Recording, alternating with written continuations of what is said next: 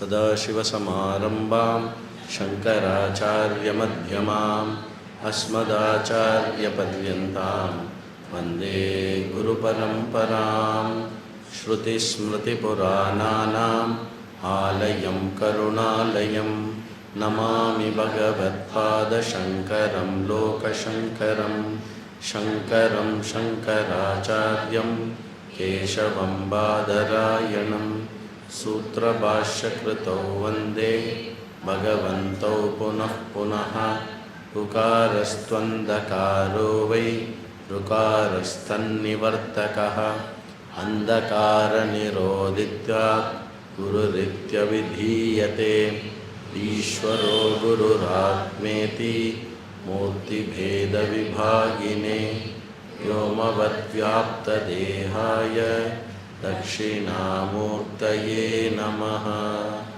ॐ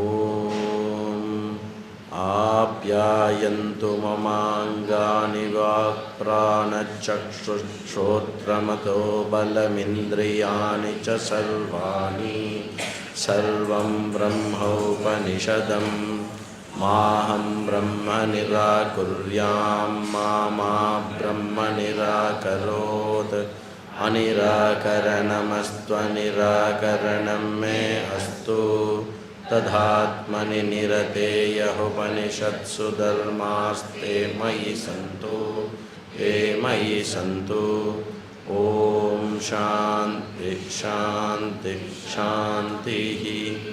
हरिः ॐ श्रीगुरुभ्यो नमः। हरिः ॐ।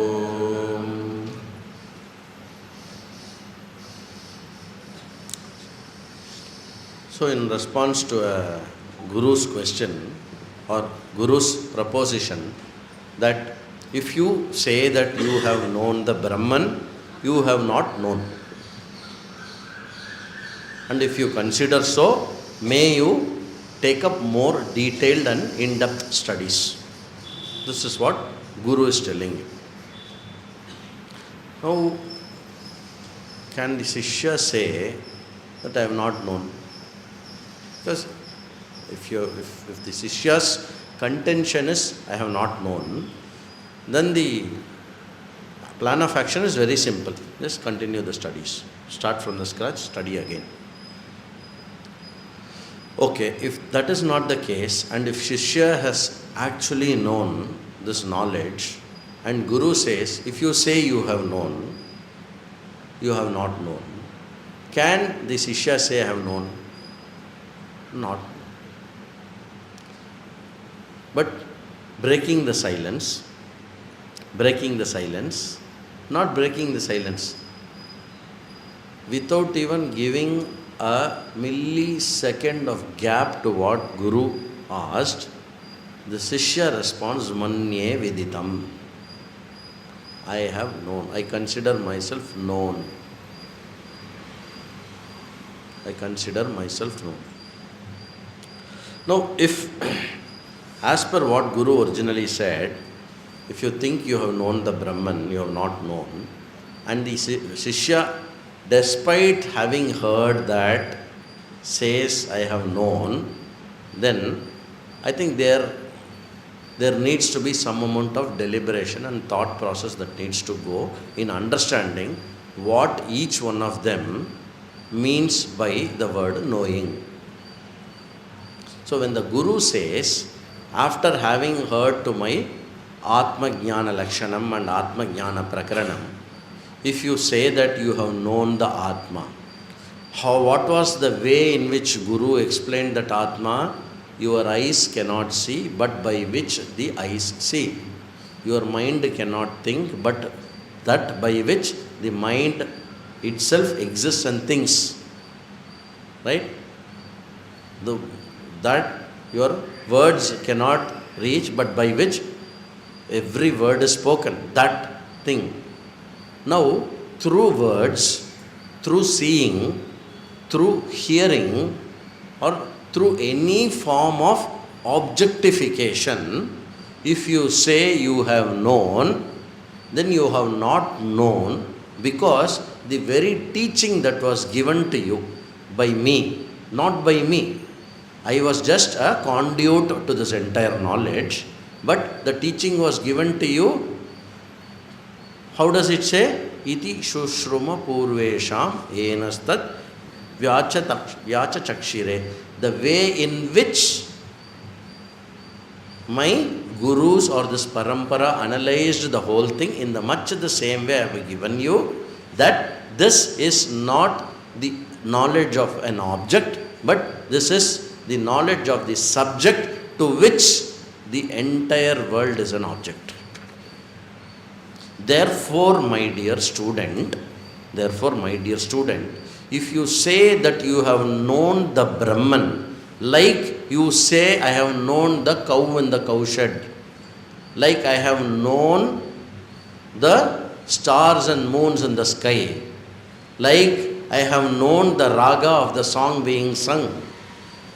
If you consider knowing of Brahman much in the same way of how you have known all these things all the while using your jnanendriyam, then take it from me that not even an iota of Brahma Jnanam has entered into you. Knowing, when the Sishya responds saying that, I consider myself known, knowing well the fact that this Brahman is not knowable as an object. Ho Guru, when I say manye viditam, I am very, very clear. Shankaracharya makes a very interesting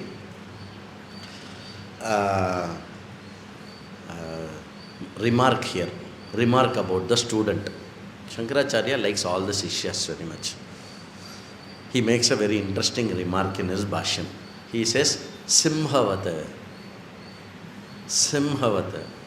like the Simha Garjana, the roar of a lion, like the roar of the lion came the response from the Sishya. I consider myself known. I do understand that this Brahman is not an object to be known as an object to these sense organs, despite being that the principle by which everything is known, that principle is known by me, not as an object, but as the very subject. Just the small word manye viditam means so much. Naham manye suvedeti nona vedeti vedacha. Yonas tatveda nona vedeti vedacha. I don't consider myself having known the Brahman as an object. I also don't consider myself that I have not at all known Brahman, because every knowing is because of the Brahman. In this way, I consider myself having known the Brahman. Shabash! You should see the harsha in the sense, the excitement, the jubilation a guru will attain when this kind of an answer is given. Why? Because this is how I studied under my guru, and this is how he taught me. The same thing I taught you, in the much the same way you have learnt it.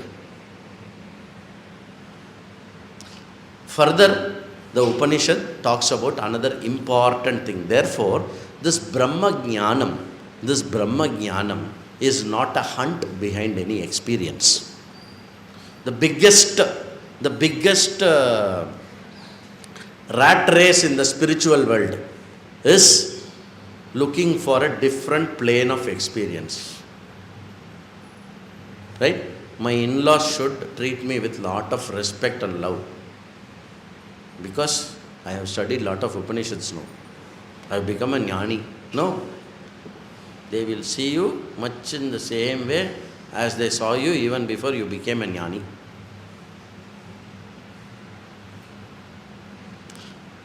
At least my spouse, no chance. Everything around you will remain the same. And knowledge is knowledge only if it is not an experience. Because when you say knowledge, it stays, it doesn't move. When you say experience, it happens and it departs. Therefore, having been in the world of spirituality, talking about lot of meditation as allied sadhanas for jnanam, sometimes we get into this thinking that my face will grow brighter, I will start knowing what the other person is thinking, I will start knowing what happens in the future, and we also have n number of spiritual masters about whom umpteen number of stories are being told, that he, as soon as he entered the Mata, Swamiji could understand the words that he is going to speak. No, that is not an identification of Jnani. It is an identification of a Siddha Purusha who has controlled his mind in the scheme of Srishti and who is able to exercise little control about others' thinking. Yes, it is a Siddhi, but that is not Brahma Jnanam. If you are very lovable, very accommodative, very submissive, etc., slowly you will start influencing your spouse, at least after 30-40 years in life. It is a Siddhi. Anyone can attain it. But that is not an indication of Brahma Jnanam. Brahma Jnanam, it is not any plane of experience. Pratibodha viditam matam, amrtatvam hi vindate. Pratibodham, every single experience, every single object knowledge that happens, every single experience that is known to you, every object that is known to you, that knowingness, the very knowingness is yourself, that is Brahman. So an experience may happen, experience may not happen. A favorable experience may happen, an unfavorable experience may happen. That an experience is happening and I am conscious of an experience, that very consciousness is evident in any experience and even in absence of an experience. It is another very, very important teaching. So one should not work for Brahma Anubhava, one need not work for Brahma Anubhava, one cannot work for Brahma Anubhava. Very, very important teaching. Because Brahma Jnanam does not give you an experience. Brahma Jnanam gives you the knowledge that you are the ever Brahman in every experience. Jagrat swapna shushuptishu sputatara ya swapna vijrumbate ya brahmadi pipilikanti tanashu prokta jagat sakshini saivaham na chadrashya vastu viti drida jnanapi yasyapi chet chandalostu satudvijostu mama guru ityesha manisha mama. Few months back we had Manisha Panchakam sessions happening here in Shankara Gurukulam. Before that there were sessions in Manjakudi. That which is the very substratum and the essence of everything, including knowledge and all the experience, and also absence of any knowledge or absence of experience, any state, that particular substratum consciousness principle is the self, that is the Brahman. This is Brahma Jnanam. It does not depend on any experience. That is the another most important teaching the Guru had to give, and he finishes this entire section of teaching. So the Kenopanishad teaching is finished off with a word of caution, with a word of love. What else? With a word of utmost concern coming from a Maharishi. What is that? Iha chet veditaha ata satyamasti na chet iha avedin vahati vinashti. Very, very, very important, oft quoted by Adi Shankaracharya in his Bhashyam. The very purposefulness of this life, the sincerity and seriousness that you should possess towards life should emanate from your goal being this knowledge. If you are really serious about something in a particular time, in a particular day, it should really concern to you gaining this knowledge. Rest all are not as serious as this is. Because the very words of the Upanishad say that if you, having gained this janma, having given to this human body, which has the capability to understand that you are not restricted to body or anybody, you are not restricted to anybody, this body, and you are never bodied, you are never an embodied person. That capability is given to this particular body, and you don't put to use for which you have been given, then what you lose is an infinite loss. If limitlessness is not the goal of life, then anything else being the goal of life, the loss that you incur is limitless. This very limitlessness is the gain that we need to get out of this knowledge. And if you don't have this particular thing as the main focus of your life, then what you stand to lose? You stand to lose the limitlessness. That means the size of your loss is limitless. So in that way, a huge emphasis was laid using a mantra. Generally, it is very rare to see mantras in Upanishad that kind of, hold you by the ear and ask you to study. Because general tone of Upanishad is, you ask me, I will tell you. If you are really a mumukshu, a vairagi, you ask me, I tell you very clearly. I am not here to tell you, come on, study. But this is that's why he said it is out of compassion. Shruti Mata's Anukampa, that we have words like this. So, what is the lesson for everyone? If you don't pay attention to the limitlessness, then limitlessly you are inattentive. Limitlessly you are lost. Okay? Very good. Having completed the Upanishad teaching, slowly the Upanishad moves on to Manda Madhyama Adhikari.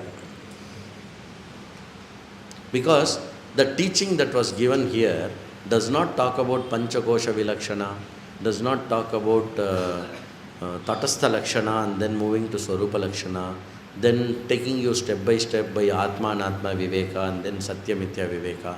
So all that is not discussed. Just a question, and to the question an answer comes, and the answer is slightly elaborated, and the Shishya replies saying what?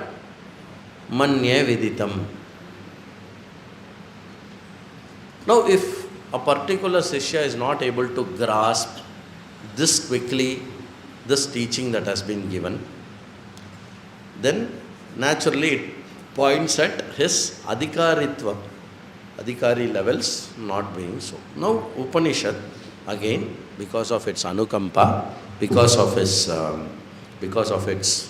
love towards the students, it does recognize that when students come to study, there are huge variation in the levels of adhikaritvam between every student. So, in the Tritiya Kanda and Chaturtha Kanda, the Upanishad concludes with sadhanas for an aspiring student, a student who aspires to be a Uttama student.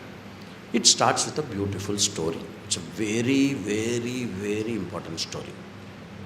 A lot has been quoted about the story. There is a huge number of references in multiple Puranas about the story. It is the story of an Yaksha. What happens? Once there was a Devasura Yuddha, Devasura battle. They keep fighting. They keep fighting. For some reason or the other, they keep fighting. And this time what happened? The Devas won the match. Series win. India, Australia, what happened? I don't know. Test it. Huh? 2-1. Okay. Well, whatever it is. Now, what happened? After this Devasura Yuddha, each of the Devas were talking about their glory in the battle. Saying, you know what? How I defeated that person. It was me who single-handedly took 10,000 people away from the battlefield and saved the battle. You would have done that, but you know what I did?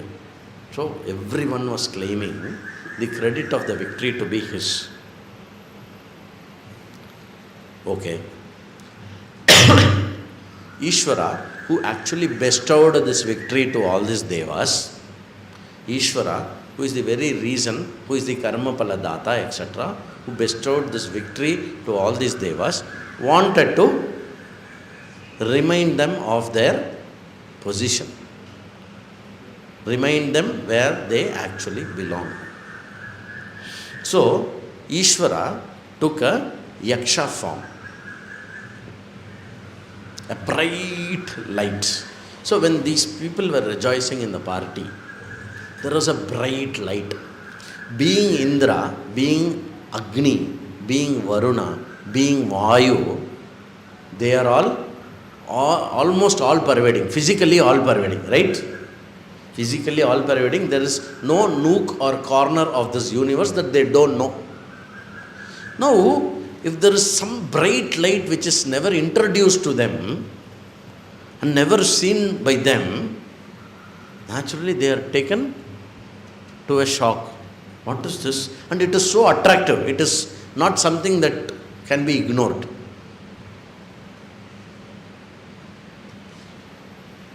So, Indra sends his most trusted and most opening batsman to the pitch. Agni Deva goes.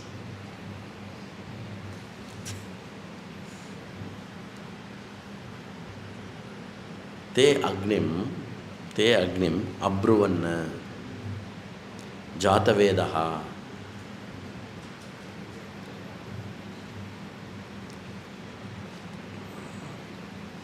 When Agni went and started a conversation with Yaksha, you know what was the first question Yaksha asked? Who are you? Don't know me? Me, you don't know? Then out of anger and also pride, he had to actually give a good description about himself. Jatavedaha ahamasmi. I am the all-knowing. If everything is known around the world, it is because of me. I am the Agni Deva. Okay, what are your glories? I can burn anything in the world. Okay.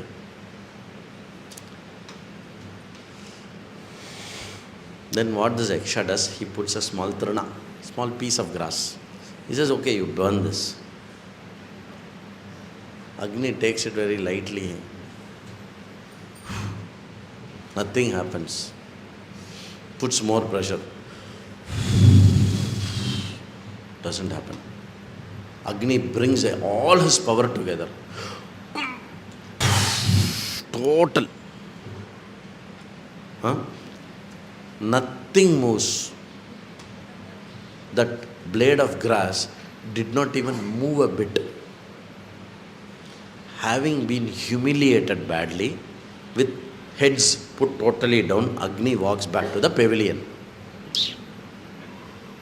First ball, lifts the bat to the boundary, looks where the ball is in the boundary.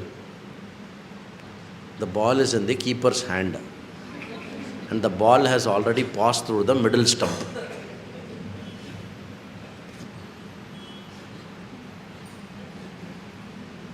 Remove the helmet, keep it here. That's the regular place they keep it. Put the head down. Go back. Agni did not talk about his insult much to the other people. Nothing. It didn't work. Yeah, it's okay. All the joy of the partying, everything gone. Vayu goes. Same treatment. Who are you? I am Vayu. So what? Be whoever. Can you move this? Trinam Nigadat. Nothing happens. He comes back to the pavilion. Again another duck out. 0 runs, 1 ball.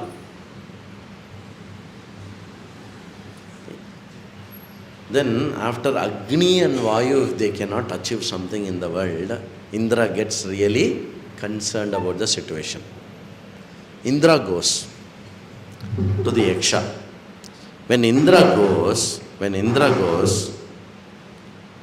the very Yaksha disappears. He is not available for meeting. At least there is some great person has come. He meets your subordinates, and when you go, he doesn't have time to meet you. How does it feel? Insulted, humiliated. But good karmas of Indra helped him bring both the hands together. So when you are humiliated, when you are insulted, you must quickly understand that you have gone wrong somewhere. And you should also recognize your sheer helplessness. Most importantly, when you feel helpless, it is prayer that can help you. So Indra prays on the Divine Mother. So the Divine Mother appears as Uma Devi. So Uma Devi comes. And Uma Devi comes and she gives Indra the knowledge about Yaksha. And the Yaksha is personified, Brahman personified. The Yaksha himself is Ishvara as a karma paladata or the religious god. Indra is Yaksha is the personified religious god, which is actually Brahman. Uma Devi plays the role of Guru. Uma Devi plays the role of Guru, the custodian of entire Vedas, teaches Indra tat shrotrasya shrotram manaso manoyat. Agni and Vayu, they are responsible for our senses. Indra is responsible for mind. At least the senses can see an object and see that it is existent. Though it does not see the existence, it at least sees a nama rupa existent. Mind cannot even see the existence. Mind cannot conceive the existence. That is why the Yaksha got disappeared. Can you actually connect the imagery of the story with this the teaching that happened? Na tatra chakshur gacchati na vag gacchati no manaha. Kimartam? Kim karanartam? Because it is that because of which chakshu, vak, everything is functioning. How can vak, chakshu go and find that out?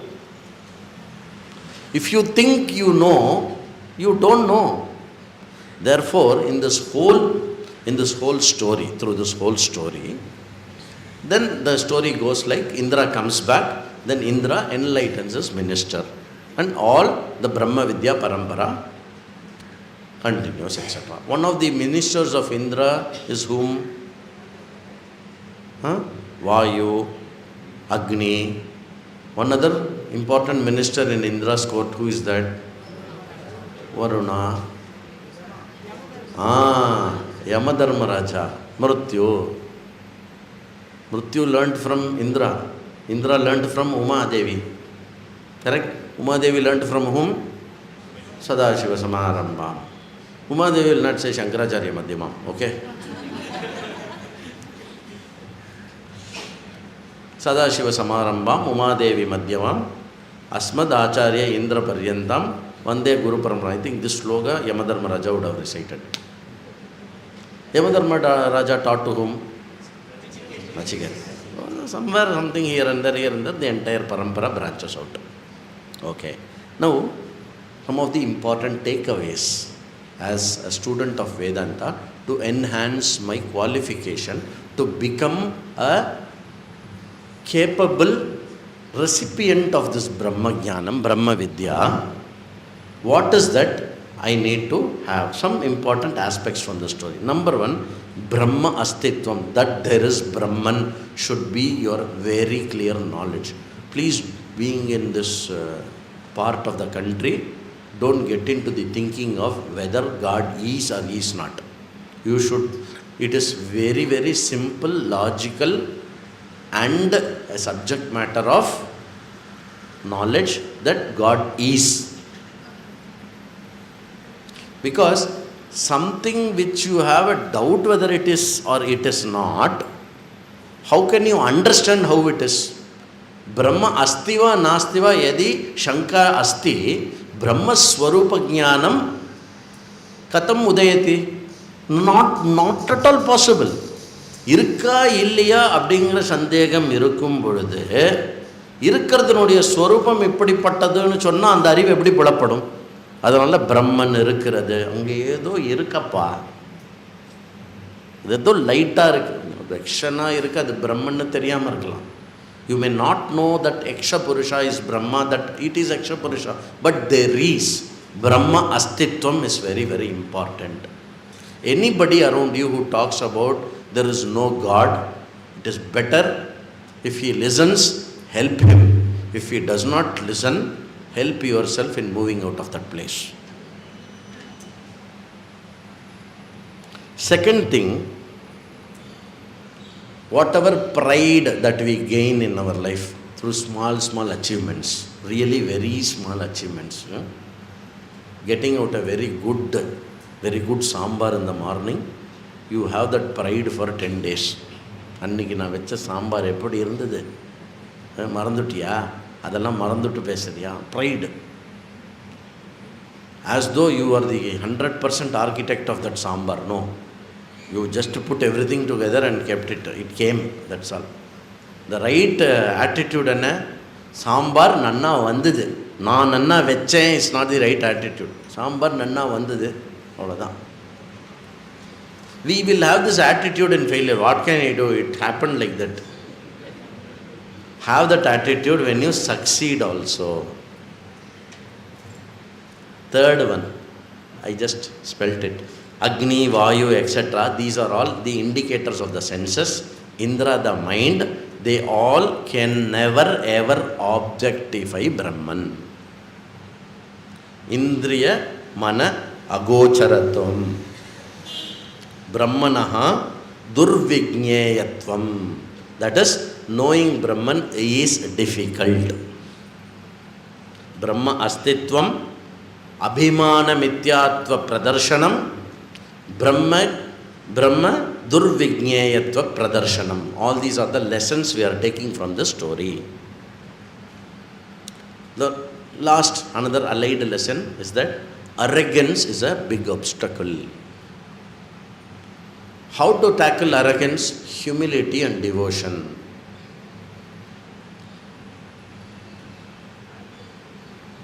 Humility and devotion. When you have humility and devotion and you know that you are arrogant and you try to work on getting down your arrogance, when you observe your pride and give the credit of all that to Ishvara, and when you have sincere devotion, you will get a guru. Uma Devi will appear before you. Ji, really, Ji? Uma Devi will appear? No. Guru will appear before you. or a person who has always been appearing before you, you will start seeing him as Guru. Either way, somewhere you will become a Shishya. That is the Tatparya. And there are also notations in the same Upanishad that after gaining this knowledge, Indra became really great. Generally, Indra is presented as arrogant, stealing, doing something wrong, etc.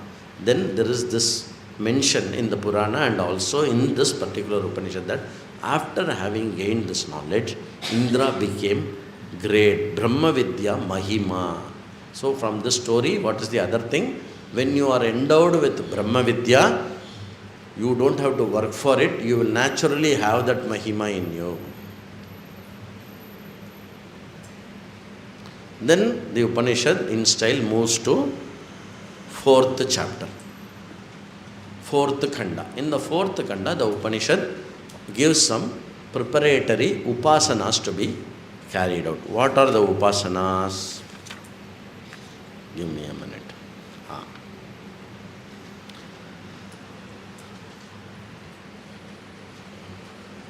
What is upasana? Upasana means Saguna Brahma Vishaya Manasa Vyaparam.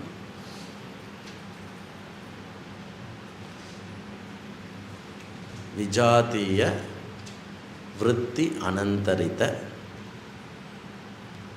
Sajatiya Vritti Pratyaya Saguna Brahma Vishaya Manasa Vyaparam. Negating or keeping away the unconnected thoughts, letting flow the connected thoughts, where the subject matter of the thoughts are Ishvara. That flow of thoughts, a deliberate flow of thoughts carried out by you, is called upasana or meditation. Meditation does not translate to upasana. Upasana does not translate to meditation. That is, this meditation is called upasana. Okay? So, here the 4th chapter talks about Ishvara Upasana. That is, Ishvara as Deva, Ishvara is all glory, and Ishvara as Guna Vishishta.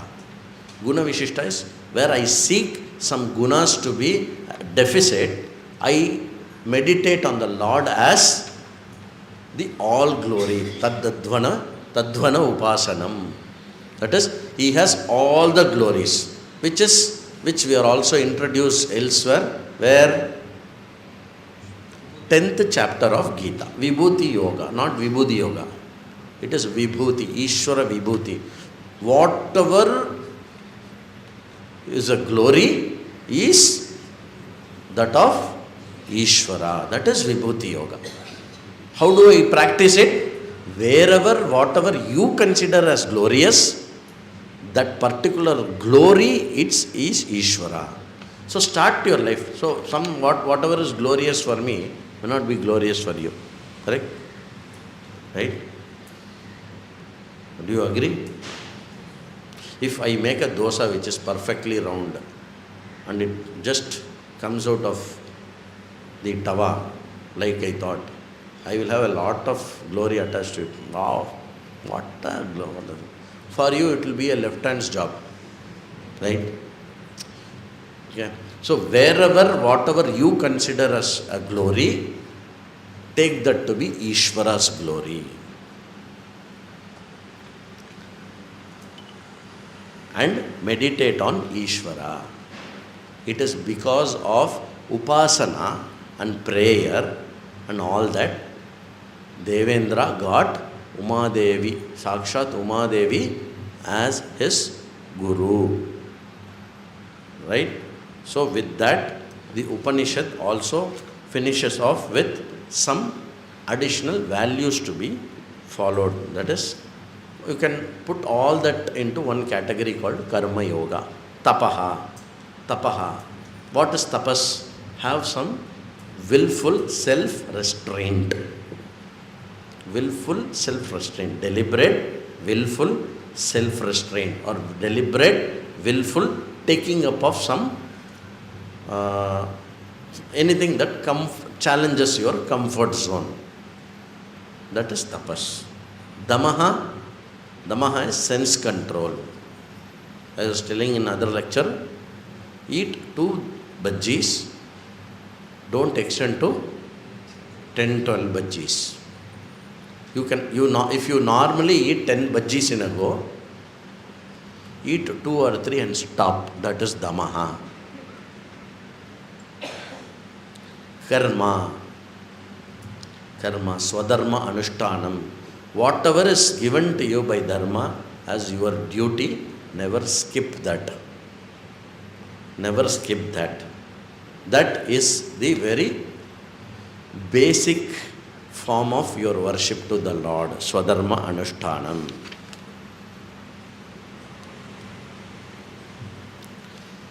Okay, by all this, what is the fruit? Fruit is apahata papmanaha bhavati. Apahata papmanaha bhavati. So there are 2 types of papa that you will win over.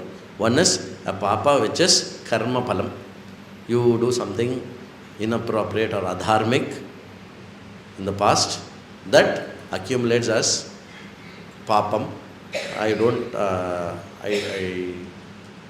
don't want to translate papam as sin.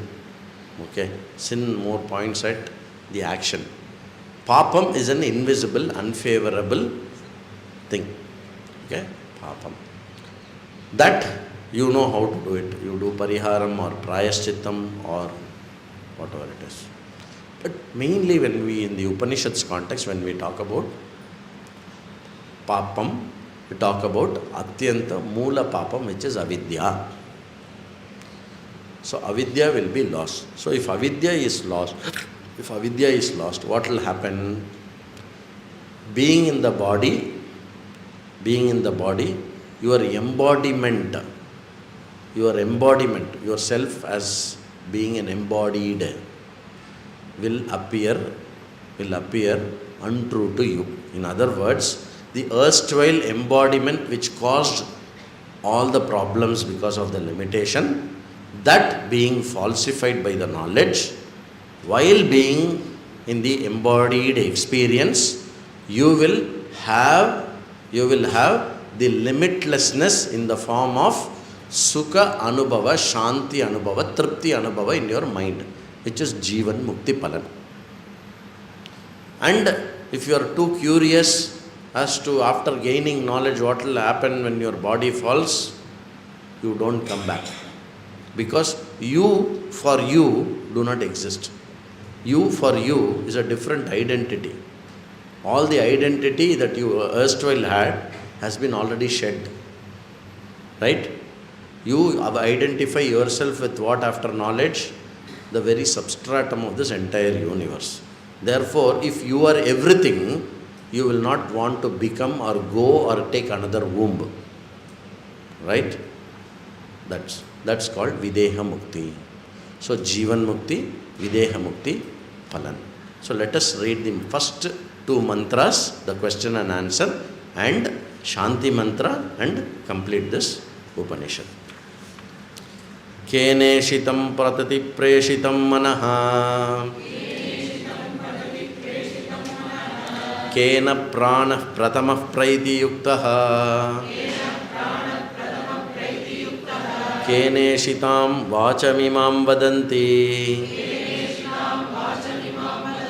Chakshushrotram kaudevo yunakti Shrotrasya shrotram manaso manoyat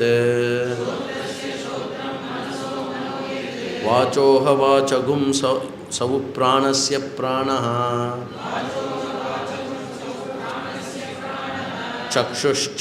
Chakshuhu atimuchya dhiraha Pretyasman lokadamrta bhavanti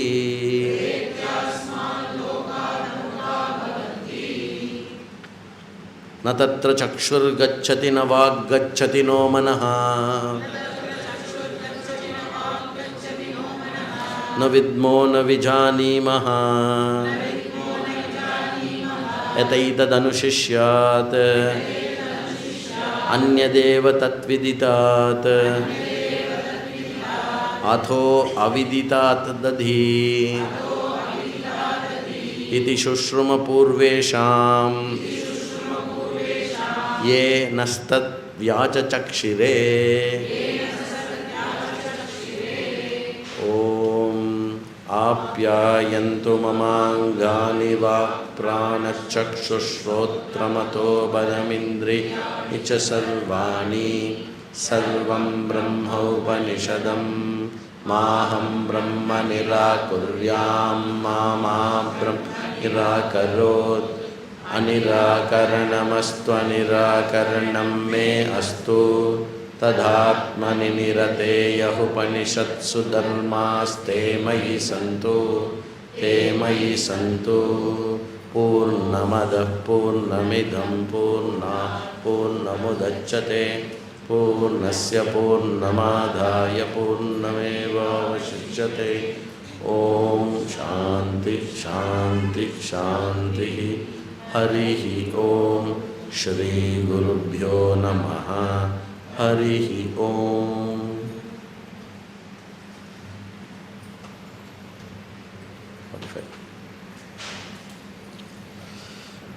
very good अच्छा